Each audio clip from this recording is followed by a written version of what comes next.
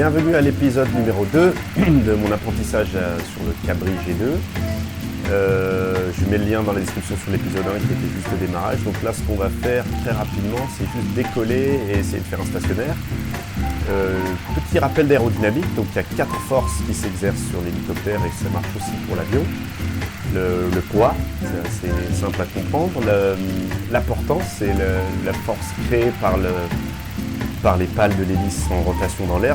Par la différence avec l'avion, c'est que les ailes, elles sont pas fixes, les ailes tournent, alors sur l'avion, elle est fixe, donc il y a toujours la même vitesse d'air sur l'aile d'un avion, ce qui n'est pas le cas sur l'hélicoptère. Plus on s'éloigne du rotor, plus ça va vite, donc plus ça crée de la portance. Et la poussée, qui fait avancer l'hélicoptère. Alors, dans le cadre du stationnaire, on n'aura pas de résistance. Je ne vais pas parler de la résistance. Il y a plusieurs formes de résistance. La résistance liée aux masses elles-mêmes de l'hélicoptère, la résistance liée aux effets qu'il y a de vortex au bout des pales, la résistance induite par l'angle des pales. Mais donc là, il n'y aura pas de résistance, ce qui fait qu'on a que 3 forces qui s'exercent. Donc ce qu'on va faire, c'est pour décoller, et avant de décoller, encore une petite information sur la tendance à déraper sur le côté de l'hélicoptère. Donc on va utiliser le collectif qui va gérer l'altitude, monter et descendre. On va utiliser le cyclique qui va nous laisser sur le plan horizontal et se battre contre ce dérapage ici, et donc aller devant, derrière, gauche, droite. Et ça sera tout, parce qu'on a un gouverneur, donc pour les nombres de tours minutes, ça sera géré automatiquement. Il n'y a pas vraiment d'état stable dans le stationnaire à cause de toute la turbulence créée au bout de l'hélice, donc il faut constamment corriger. Et voilà, donc on va se mettre dans ce qu'on appelle in-ground effect, donc on sera en effet de sol.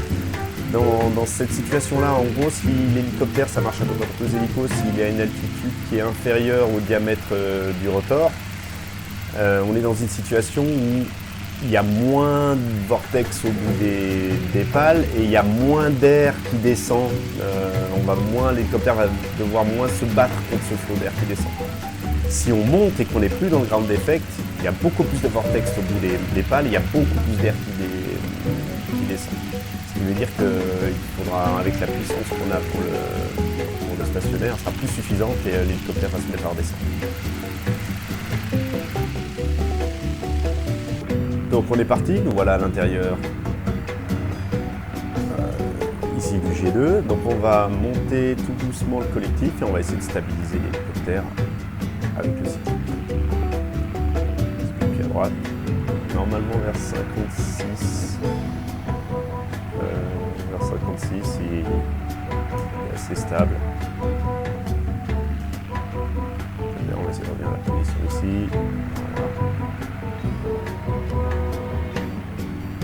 Donc il y a sa tendance de dérapage à droite. On corrige, on revient un peu au centre.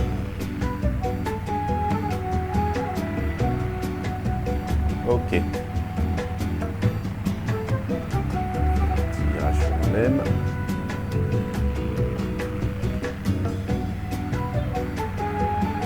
Voilà.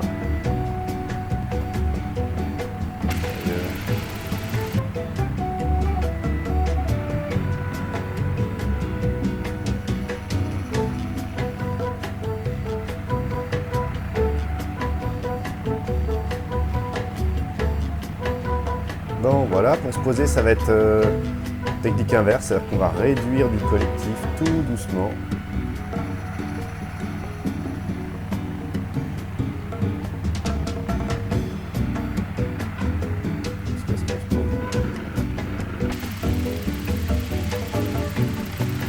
Voilà pour l'épisode numéro 2.